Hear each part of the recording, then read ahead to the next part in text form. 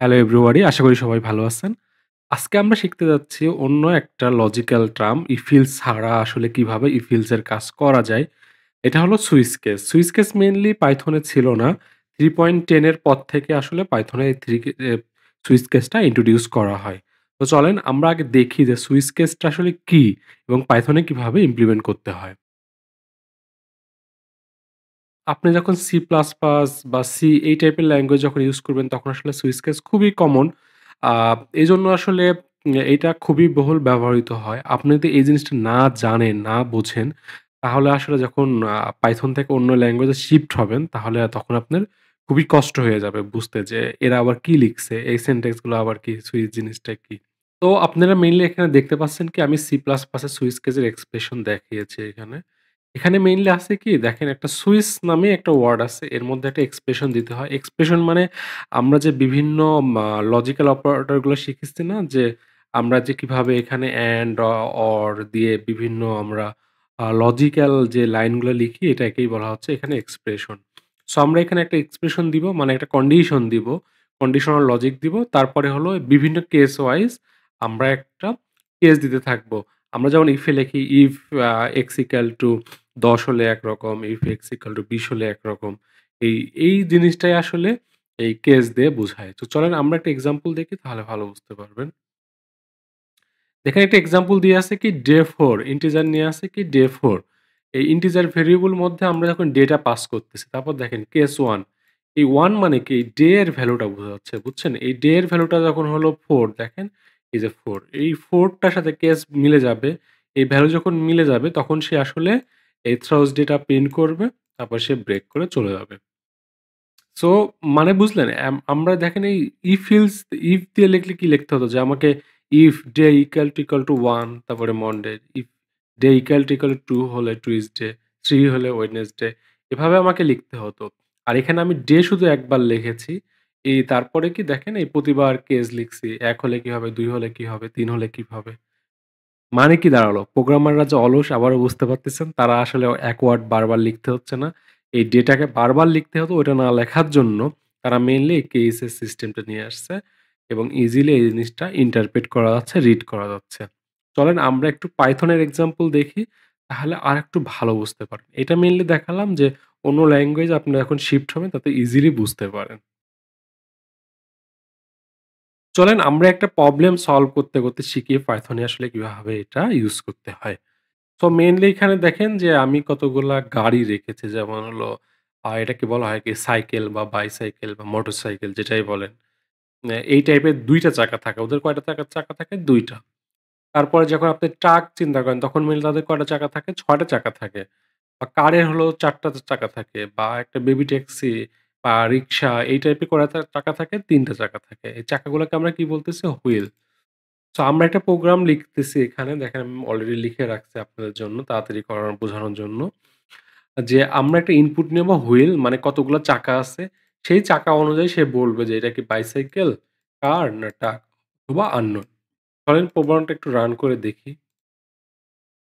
আমি দিই হলো ৪ টা চাকা বা হুইল কত? ৪ দেখেন হুইল যখন ৪ হচ্ছে তখন মেইনলি তাকে কি বলতেছে? কার। এটা কেন হলো? একটু বুঝি চলেন। আমরা একটা কি নিলাম ইনপুট এবং কি ইন্টিজার টাইপের ইনপুট নিলাম। এই যে ৪ হুইল নিয়েছি ইন্টার এন হুইল ৪ নিলাম। তখন আমরা কি লিখলাম দেখেন হুইল ইকুয়াল টু ২ হলে বাইসাইকেল, হুইল ইকুয়াল টু ৪ হলে কার, হুইল ইকুয়াল টু ৬ হলে ট্রাক আর অথবা ইলস অন্য যেকোনো কেসে আননোন ভেহিকল। তারপরে কি আমরা এই যে ভেহিকলটা প্রিন্ট করতেছি। এখন দেখেন আমাকে প্রতিটা কেইসে হুইল লিখতে হয়েছে না? ইফ একটা হুইল, ইলস আরেকটা হুইল, তারপর আরো একটা হুইল, ইলসে হুইল লেখা লাগেনি। তার মানে আমাকে প্রতিবার একই জিনিস, এই একই জিনিসের একটা সেম ভেরিয়েবলের ভ্যালু যখন আমি মাল্টিপল বার চেক করব, তখন আমি আসলে কি করতে পারি? সুইচ কেস ইউজ করতে পারি। আমাকে যে বারবার হুইল লিখতে হচ্ছে না, এই হুইল লিখব না আমি। এজন্যই। আপনাকে বলি, আপনি কিন্তু এটা টেকনোলজি মানে সুইচ কেসটা ইজিলি জানেন কিভাবে লিখতে হয়। বাট কখন ইউজ করতে হয় এই জানাটা খুবই ইম্পোর্টেন্ট। মেইনলি আমরা যখন এই যে সেম টাইপের বারবার একই জিনিস লিখছি না, কম্পেয়ার করতেছি বিভিন্ন ভ্যালুর জন্য। এই একই ওয়ার্ড, একই ভেরিয়েবল যখন বিভিন্ন ভ্যালুর জন্য আমরা কম্পেয়ার করব, তখন আমরা আসলে কি করব? সুইচ কেস ইউজ করব। লাইক মানে কি দাঁড়াচ্ছে? যখন আমাকে এই হুইলের ভ্যালু বারবার যখন হলো ২ এর সাথে তুলনা করতে হচ্ছে, ৪ এর সাথে তুলনা করতে হচ্ছে, ৬ এর সাথে তুলনা করতে হচ্ছে। এই কম্পেয়ার যে করতেছি, এই বারবার কম্পেয়ার করার জন্য একটা ভেরিয়েবলের ভ্যালু দিয়ে এইসব কেসে আমরা কি লিখব? সুইচ কেস ইউজ করব। তো চলেন এই প্রোগ্রামটায় আমরা সুইচ কেসে কিভাবে লিখতে পারি এটা দেখি। তো চলেন আমরা ফার্স্ট এ পাইথন আসলে সুইচ কিছু নাই। পাইথন 10 এ যেটা দিচ্ছে হলো ম্যাশ। ম্যাশের মধ্যে আমাকে এটা দিতে হবে কি এক্সপ্রেশন। এক্সপ্রেশনটা কি হুইল। আমাকে হুইল দিব। এই হুইলের মধ্যে আমি কি নিয়ে আসবো? এইগুলাকে নিয়ে আসবো। সেম।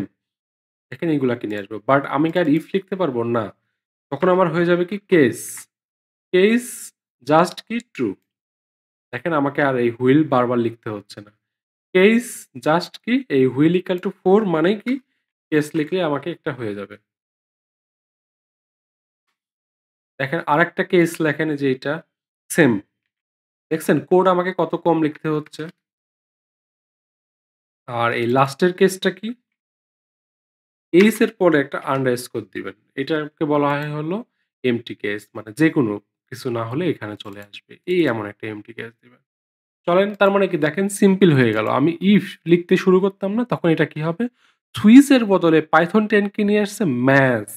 মানে ম্যাচ করো হুইল কার সাথে ম্যাচ করো হুইল টু যখন হুইলের ভ্যালু হবে কি ট্রু যখন 4 যখন 6 তখন এগুলা করবে। একটা জিনিস দেখছেন ওখানে C++ এ কিন্তু ব্রেক ছিল। এখানে একটা ব্রেক। পাইথনে আসলে এই ব্রেকটা লিখতে হয় না লেখা লাগে না। আ অন্য ল্যাঙ্গুয়েজেও দেখবেন বা জাভা এই টাইপের ক্ষেত্রে হয়তো ব্রেক লিখতে হয়। কিন্তু মনে রাখবেন পাইথনে যেহেতু ম্যাথস এজন্য হলো একে ব্রেক লিখতে হয় না। এ অটোমেটিক বুঝে যায়। যদি কেস 1 ম্যাচ করে যায় তাহলে এটা করবে। কেস 6 ম্যাচ করে তাহলে এটা করবে। আর না হলে ইলস পার্টটা কি এইটা। দেখেন আমাকে বারবার হুইল শব্দটা লিখতে হয়নি। আমি শুধু একবার হুইল লিখছি। এটাই হলো সুইচ কেসের মজা। চলেন আমরা প্রোগ্রামটা রান করে দেখি। ধরেন ৪ দেন আগের মতনই দেখেন কাঁদ দিচ্ছে। ৬ দেন ট্রাক দিবে। এই যে ৬ দেন দেখেন এই যে ট্রাক দিয়েছে আমাকে।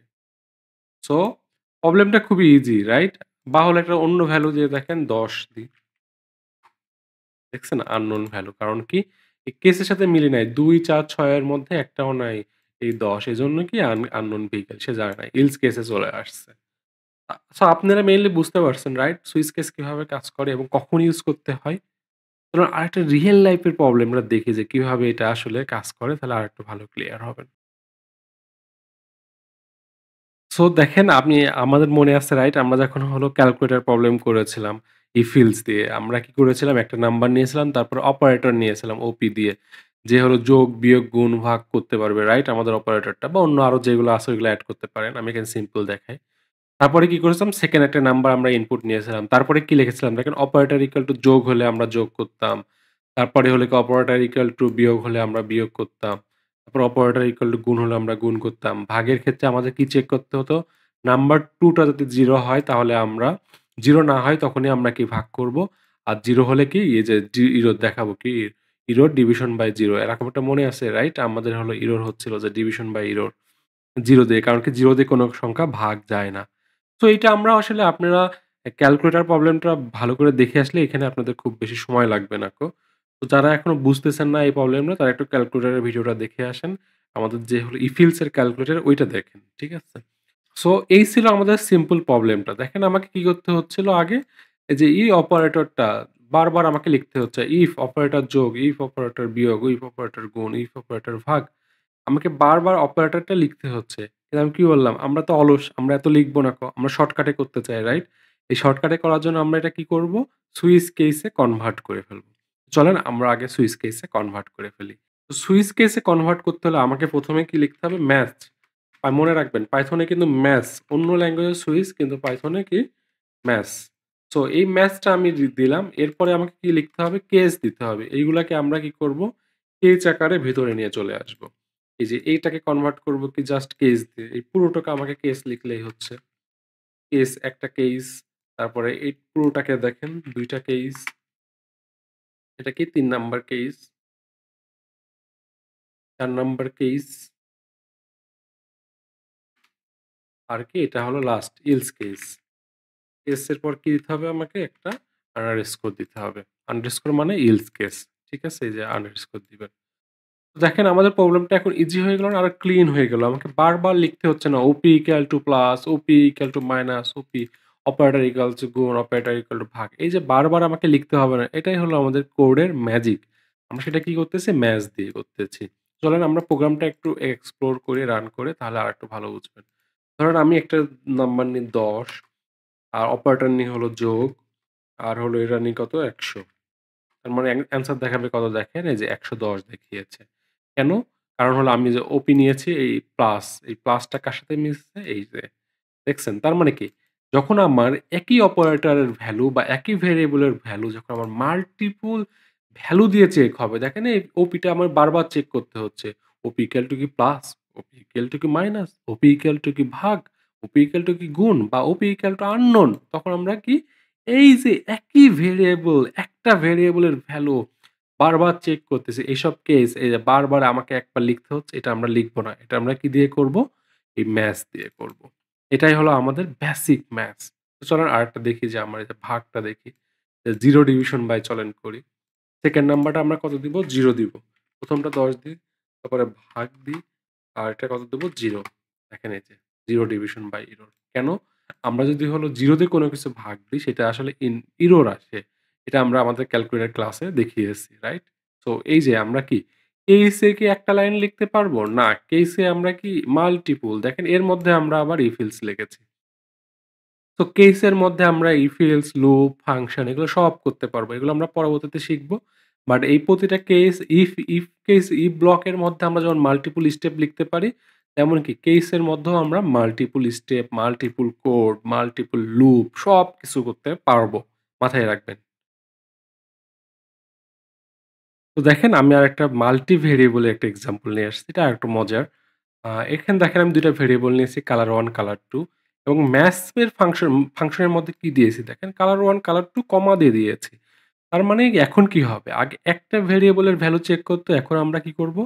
২ টা ভেরিয়েবলের ভ্যালু চেক করতে পারবো। আপনারা চাইলে কি আরো ৩ টা দিয়ে দেখতে পারেন যে কমা দিয়ে আরো একটা কমা দিয়ে দেখবেন যে কিভাবে কাজ করে।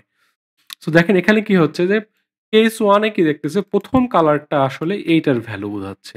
এবং ২ টা সেকেন্ড যে কমা দিয়ে রাখছি সেটা কি সেকেন্ড ভেরিয়েবলের ভ্যালুটা বোঝাচ্ছে। মানে কি দাঁড়াচ্ছে কালার 1 যদি রেড হয় এবং কালার 2 যদি ব্লু হয় তাহলে কি এই কেসে আসবে। এই কেসটা প্রিন্ট হবে। অথবা কি কালার 1 যদি হলো ব্লু হয় এবং কালার 2 যদি গ্রিন হয় তাহলে কি এই কেসে আসবে। তার মানে আমি কালার 1 এর বিভিন্ন ভ্যালু চেক করতেছি এবং কালার 2 এর বিভিন্ন ভ্যালু চেক করতেছি। তার মানে কি? এখানেও বিভিন্ন ভ্যালু চেক হচ্ছে। যখনই আমরা এই ভ্যালু চেক করব তখনই আমরা কি মনে করব? এই সুইচ বা কি ম্যাথস দিয়ে করব। বারবার আমরা লিখব না কালার 1 ইকুয়াল টু রেড এবং কালার 2 ইকুয়াল টু ব্লু হলে এটা হবে। Colour 1 equal to blue, colour 2 equal to green হলে এটা হবে। এই যে বারবার আমাকে লিখতে হচ্ছে না কালার 1, কালার 2 এই ওয়ার্ডগুলো আমরা বাদ দেওয়ার জন্য আমরা কি করব? এই ম্যাথস নিয়ে চলে আসব। যার ফলে কি হবে? সে নিজেই ম্যাচ করে নিবে যে আসলে এই ভ্যালু গুলা কি। বুঝতে পারছেন, রাইট? তো চলেন এই যে এখানে একটা ইন্টারেস্টিং কেস আছে। এই কেসটা এটা একটু দেখেন তাহলেই আমরা বুঝতে পারবো আরেকটু। কালার 1 কি নিচ্ছে দেখেন ইয়েলো। কালার 1 এর ওয়ালের ভ্যালু যদি ইয়েলো হয়, কালার 2 এর ভ্যালু কি এটাকে বলা হয় ওয়াইল্ড কার্ড। যেকোনো কিছু হতে পারে। ABCD, XYZ যেকোনো কিছু হইলেই সে কি এই কেসে আসবে। আর এটা কি বলেন তো আপনারা একটু চিন্তা করেন। ইন্টারেস্টিং না? যে কালার 1 টা যা কিছু হইতে পারে ওয়াইল্ড কার্ড। ওয়াইল্ড কার্ড মানে যা কিছু হতে পারে। কিন্তু কালার 2 টা কি হইতে হবে? রেডই হইতে হবে। কালার 2 যদি রেড হয় এবং কালার 1 যেকোনো কিছু হইলে তখন সে কি হবে? এই কেসে আসবে। আর কি অন্য কোনো কিছুই নাই যে red, blue, yellow, green, red এগুলা কোনো কিছুই না থাকে। যা কিছু অন্য কোনো কিছু এখানে যদি দেন তাহলে কি হবে? ইল কেসে আসবে। দেখেন ইলে কিন্তু ২ টা দেয়া লাগতেছে না। ইলসে ১ টা দিলেই হয়ে যাচ্ছে। কমা-কমাতে ২ টা দেয়া লাগবে না। সে আসলে নিজেই বুঝে নেয়। চলেন রান করি। দেখেন এটা কোনটা হবে? ব্লু এবং গ্রিন। এই যে ব্লু এবং গ্রিন তার মানে এইটা ব্লু এবং গ্রিন কম্বিনেশন আসবে। চলেন দেখি। দেখেন এই যে ব্লু এবং গ্রিন কম্বিনেশন আছে। ইয়েলোটা চলেন দেখি ইয়েলো, ইয়েলো আর বলছিলাম না কি কালার 2 যা কিছু হতে পারবে। এবিসিডি দেন। এই যে এবিসিডি দেন দিলাম। দেখছেন এই যে ইয়েলো হয়ে গেছে। Start with yellow. আবার এই যে রেডটা দেখেন। ফার্স্ট এটা যা কিছু হইতে পারে ইয়েলোই থাক। আর এটা কি হইতে হবে? অবশ্যই রেড হইতে হবে। কিন্তু ফার্স্ট এরটা ইয়েলো হলে আবার এই যে এখানে ম্যাচ হয়ে যাবে। এজন্য আমাকে ইয়েলো রাখা যাবে না। ইয়োলো বাদে হাবিজাবি হইতে হবে। এটুকু ক্লিয়ার? কারণ কি দেখেন, ফার্স্ট এরটা যদি ইয়োলোই হতো তাহলে কিন্তু এই যে এই জায়গায় ম্যাচ হয়ে যেত। সো নিচে আর আসতো না। মনে রাখবেন সে উপর থেকে ম্যাচ করতে আসে নিচের দিকে। সো ইয়োলো যদি ১ম এই পেয়ে যেত, সেকেন্ড এ রেড দিলে কি যে ওয়াইল্ড কার্ডে ম্যাচ হয়ে যায়, সে রেজাল্ট দিত। এজন্য আমাকে কি এই কেসে আসতে হলে ফার্স্ট এরটা ইয়োলো হওয়া যাবে না। ইয়োলো বাদে অন্য যেকোনো কিছু হইতে পারবে। আবার কি যে এজন্য হা, হা দিছি এবং কি যে রেড। তখন কি আমার এই যে রেজাল্ট ইন্টু উইথ রেড। আর এগুলা যদি আর কোনো কিছুই না থাকে, ধরেন এফ, এফ, এফ, তাহলে দেখবেন কি এই যে ইলস কেসে চলে আসছে যে নট স্পেসিফিকেশন। কারণ কি একটাও মিল নেই। হা, হা কারো সাথে মিলে না, বা এফ, এফ, এফ কারো সাথে মিলে না। এইটাই হলো আমাদের ম্যাজিক ছিল। আমরা যখন হলো মাল্টিপল ভেরিয়েবল বা একটা ভেরিয়েবলের ভ্যালু চেক করব, বিভিন্ন ভ্যালুর জন্য x = ১, x = ২, এই বারবার x = না লেখার জন্য আমরা কি করব? এই সুইচ বা ম্যাচ ফাংশনটা ইউজ করব। আরেকটু বলে রাখি, কেসে আসলে ভ্যালু না দিয়ে লজিকও লেখা যায়। আর আমরা যদি কেসে লজিকই চেক করি তাহলে আসলে আমরা কষ্ট করে কেনই কেস লিখব? আমরা তখন কোথায় চলে যাব? if else এ চলে যাব। এটার আসলে অ্যাডভান্স একটা ক্লাস আমি দিব যখন আমরা আসলে মোটামুটি মেথড, ফাংশন বা ক্লাস এই জিনিস কনসেপ্টটা শেষ হয়ে যাবে, তখন আসলে আমি এটার উপর আরেকটা ক্লাস দিব। তখন আসলে আরেকটু অ্যাডভান্স জিনিসপাতি শিখতে পারবেন। বাট মোস্টলি আসলে অন্যান্য প্রোগ্রামিং ল্যাঙ্গুয়েজে এভাবেই লেখা হয়। বিভিন্ন কেস অনুযায়ী কালার দিয়ে লেখা হয়। বা ওই যে C++ এ দেখালাম সুইচের মধ্যে বিভিন্ন এক্সপ্রেশন দিয়ে লেখা হয়।